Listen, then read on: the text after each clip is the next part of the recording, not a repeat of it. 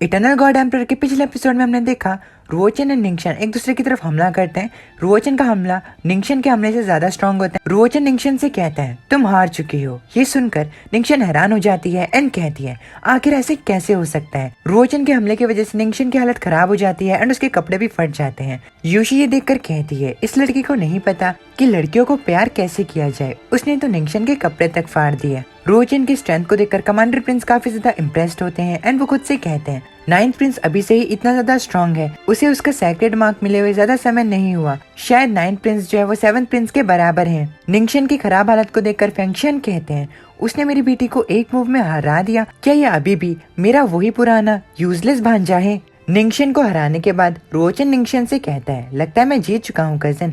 निंगशन ये सुनकर कहती है मैं अभी तक नहीं हारी हूँ रुओचन, चलो फाइट को कंटिन्यू करते हैं। निंगशन अपने स्वॉर्ड को पकड़ने ही जा रही होती है, तभी रुओचन पीछे मुड़ जाता है एंड कहता है हमारे बीच के स्ट्रेंथ का डिफरेंस जो है वो काफी ज्यादा बड़ा है, इसीलिए फाइट करना बेकार है। निंगशन अपनी स्वॉर्ड को पकड़ती है एंड रुओचन से कहती है मुझे कमजोर समझना बंद करो, मैंने अभी तक अपने ट्रम्प कार्ड का इस्तेमाल नहीं किया है। निंगशन अपने पैरों पर खड़ी होती है लेकिन रुओचन अभी भी उस पर ध्यान नहीं देता एंड वो अभी भी आगे चल रहा होता है। अब तभी अचानक से निंगशन रुओचन पर छुपकर एक हमला करती है। ये देखकर यूशी चिल्लाते हुए रुओचन से कहती है नाइन्थ ब्रदर ध्यान से। सभी लोग निंगशन को रुओचन पर छुपकर हमला करता हुआ देख कहते हैं अगर निंगशन ने नाइन्थ प्रिंस पर हमला किया तो नाइन्थ प्रिंस मारे जाएंगे। रुओचन के मॉम ये सुनकर काफी ज्यादा घबरा जाते हैं एंड उनके मुंह से कोई शब्द तक नहीं निकलता। अपनी बेटी की इस हरकत को देखकर फेंगशन अपने मन के अंदर कहते हैं अगर नाइन्थ प्रिंस निंगशन के हमले से मारे गए तो हमारी लिन फैमिली के लिए सब कुछ खत्म हो जाएगा। अब तभी फेंगशन अपनी बेटी को रुकने के लिए कहते हैं लेकिन इसके बावजूद भी निंगशन नहीं रुकती एंड वो रुओचन पर अपनी सेक्रेड गाइडिंग स्वॉर्ड का इस्तेमाल करती है,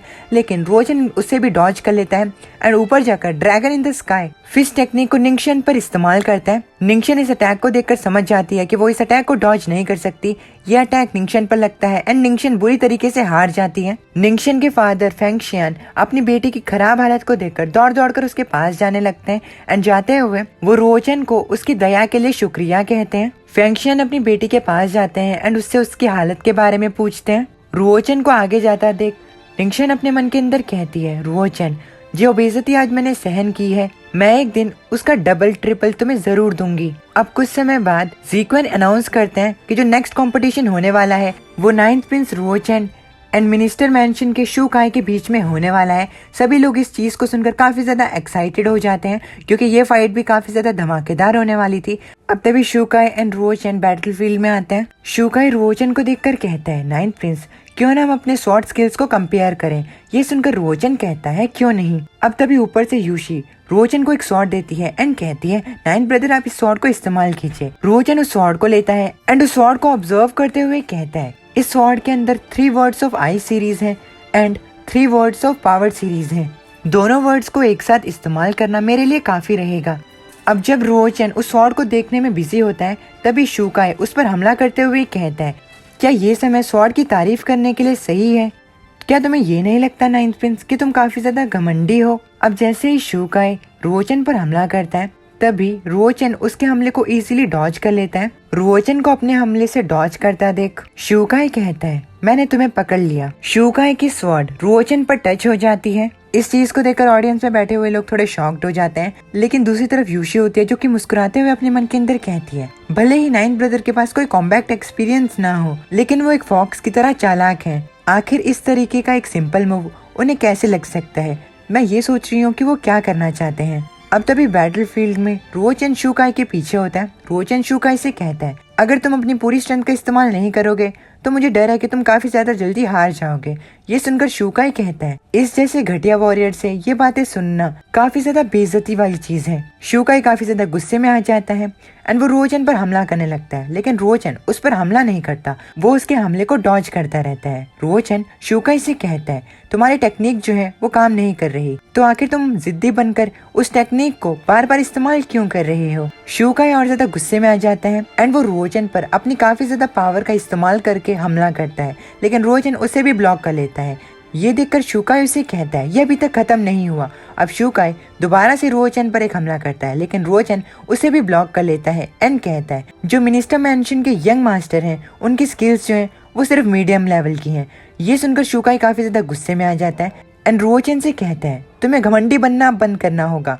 अब शुकाई वापस से रुओचन पर हमला करता है, लेकिन रुओचन अभी भी उस पर हमला नहीं करता एंड वो शुकाई के इस हमले को भी डॉज करता है। इतने ज्यादा हमलों को लगातार करते करते शुकाई काफी ज्यादा थक जाता है। अब शुकाई को रुओचन का रियल प्लान समझ में आता है। वो खुद से कहता है, मैं रुओचन की ट्रिक में फंस गया हूँ। उसने जानबूझकर मेरे जेन्युइन क्वी एंड स्टेमिना को खत्म करने के लिए ये सब किया। शुकाई को इतना ज्यादा थका देख रुओचन उसे कहता है, अब मेरी बारी है।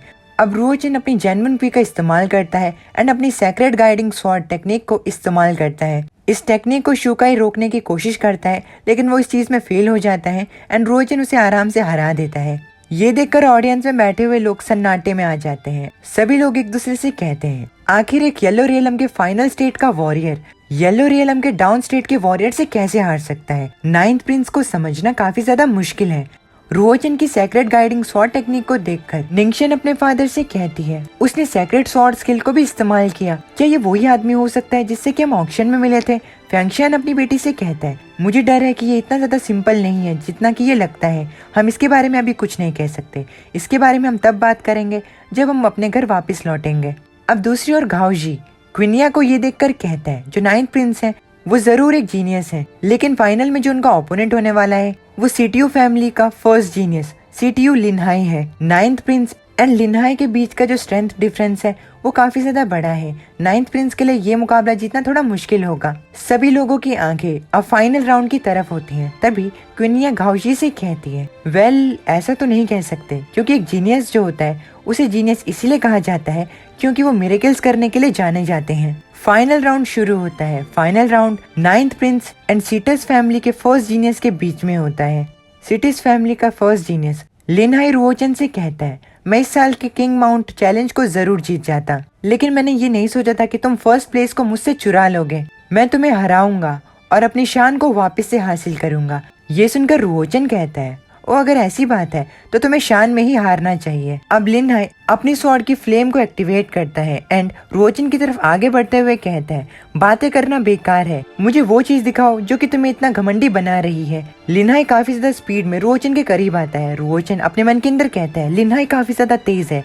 लिनहाई रुओचन पर हमला करता है, लेकिन रुओचन लिनहाई के हमले से भी बच जाता है। लिनहाई ये देखकर कहता है, वो मेरे हमले से भागने में कामयाब रहा। अब तभी रुओचन लिनहाई के पीछे से आता है एंड उसे कहता है, मैं भाग गया नहीं, इसे एक कदम पीछे आकर 4 कदम आगे आना कहते हैं। अब रुओचन अपनी स्वॉर्ड स्ट्राइक को लिनहाई पर मारता है एंड इसी के साथ हमारा ये वाला एपिसोड भी खत्म हो जाता है।